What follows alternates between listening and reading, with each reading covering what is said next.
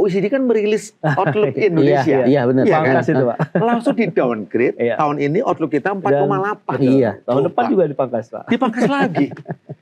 Dan kita harus hargai OECD kan dengan segala tim ekonominya yang sangat capable ya, dengan modeling yang bagus Oke. dan yang dengan objektivitas yang tinggi. Kan nggak bisa main-main. Pasti sudah melalui berbagai diskusi, pendalaman, dan akhirnya keluarlah angka resmi dari OECD, outlook kita tahun ini 4,8. Ya. Saya nggak terkejut. Pasti ada alat ukur yang OECD itu punyain, yang kita nggak melihat. Iya. Kita melihatnya masih 5,4. Iya. Makanya sebetulnya kalau memang situasinya itu sampai semester 1 itu kondisinya makin memburuk, mungkin tidak ada salahnya, dan justru kita benarkan kalau ada semacam revisi terhadap APBN kita. Kan kita tidak mengharamkan adanya APBN perubahan, ya kan? Karena situasi yang mendesak, boleh saja. Jadi justru itu lebih kredibel daripada kita tetap, maaf kata ya, bertahan. Pokoknya pertumbuhan ekonomi kita 5,4. Padahal daya dukung internal sama eksternalnya nggak mensupport. Itu dia. Nanti ketemunya mohon maaf nih, jadi omon-omon. Iya. Itu. Lagi-lagi ini menyangkut kewibawaan dan kredibilitas pemerintah yang kita harus sama-sama jaga juga gitu. Walaupun ditambahkan dengan subsidi ya tadi ditambahkan oleh Pak Purbaya. Kira-kira kalau misalkan sudah dilakukan berjalan, tapi untuk ketahanan APBN kita apakah cukup kuat? Misalnya kan sampai bertahan berapa lama gitu. Nah, makanya muncul brilliant idea ya, atau gagasan yang brilian. Misalnya gini, mungkinkah? Sebetulnya mungkin. Persoalannya ini keberanian politik, mohon maaf, untuk kita mereposisi atau merestruktur lah kalau bahasa ekonomi, merestruktur alokasi budget. Kita punya beberapa program prioritas, ya. Sebut aja salah satunya itu yang menjadi andalan pemerintah, program makan bergizi gratis. Kemudian ada program yang lain, sekolah rakyat, bla bla bla. Apakah alokasi budget itu akan dipakai seketika? Ya, kan nggak langsung seketika kita absorb. Barangkali penggunanya bisa istilahnya tuh kayak dicicil gitu loh.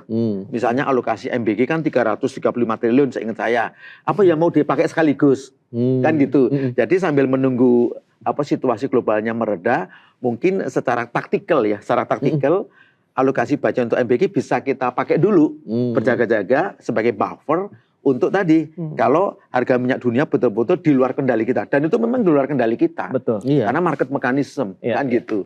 Dan posisi kita memang, maaf kata, tidak diuntungkan. Sejak 2013 yang lampau, posisi kita kan bukan lagi menjadi net exporter, tapi net importer. Nah, makanya kalau kita lihat sebentar, belok kiri sebentar, mengenai neraca dagang kita. Kalau kita bicara neraca dagang aja, itu yang menggeruskan dari migas. Karena absolutely kita itu importir. Tapi bersyukur ekspor dari non migasnya tinggi, terutama dari manufaktur. Nah, itulah yang bisa mengimbangi tadi defisit dari migasnya gitu. Tapi kalau kita bicara mengenai daya tahan APBN, kemudian dengan tadi yang Pak Rian katakan, kita tidak tahu juga kan pergerakan harga minyak dunia ini sampai seberapa kuat dan seberapa lama bertahan dengan harga yang terjangkau tadi Pak Rian, yang secara global begitu. Nah, Anda melihat bagaimana dengan mungkinkah realokasi anggaran ini juga sebenarnya sudah menjadi langkah pemerintah yang sudah dilakukan kalau kita bicara mengenai statement pemerintah Pak Purbaya yang menyatakan bahwa subsidi untuk BBM tidak akan berubah, dalam artian BBM yang bersubsidi tidak naik begitu sampai dengan tahun 2026 berakhir begitu. Betul. Jadi saya mencoba quote statement Pak Menteri ya, Pak Menteri Keuangan kita, Pak Purbaya, beliau mengatakan, bahkan tadi saya baca running tag-nya, sampai akhir tahun ini tidak ada perubahan harga minyak. Ya, memang pertauran, mohon maaf saya harus mengatakan, ini pertaurannya nggak mudah. Kita bicara ini pertauran politik. Ya, kenaikan berapa rupiah pun per liter, ya atau per barel lah, itu nanti singgungannya adalah tekanan ekonomi kepada masyarakat menengah ke bawah, itu akan besar sekali. Dan kita mengenal persis struktur atau piramida dari demografi kita, yang 10% itu maaf kata itu the rich people, sementara yang bawahnya itu middle low itu kan banyak banget. Nah, dan ini sangat, mohon maaf, sangat peka terhadap political and social pressure. Nah, itu yang coba oleh pemerintah dijagain. Jangan sampai efek dari kenaikan harga BBM itu lalu secara sosial politik itu tidak kondusif, berisiko tinggi. Nanti akan kejadian lagi, mohon maaf, Agustus tahun lalu, ya kan, sampai akhirnya terjadi social riot gitu. Betul. Nah, sementara kita kan butuh stabilitas gitu. Nah, oleh karena itu, satu nanti pemerintah melalui Pak Menteri Keuangan kita harus mungkin mengotak-atik kembali, ya, struktur atau komposisi daripada budgeting kita. Budgeting kita adalah APBN kita. Yang kedua, kan kemarin pemerintah melalui Pak Menteri Perekonomian, ya, Menko Perekonomian Pak Airlangga Hartarto sudah merilis 8 tindakan reformasi atau apa gitu. Yang istilahnya misalnya untuk ASN atau private sector didorong untuk 1 hari dalam 1 minggu working from home. Kan ada itu. Kemudian pembatasan konsumsi untuk minyak per day-nya, per harinya dibatasi hanya sekian liter. Kemudian ada perilaku lain yang intinya adalah itulah taktik cara kita untuk kita hemat energi. Kurang lebih seperti itu intinya. Memang yang kita lakukan itu tidak se ekstrim katakanlah Filipina.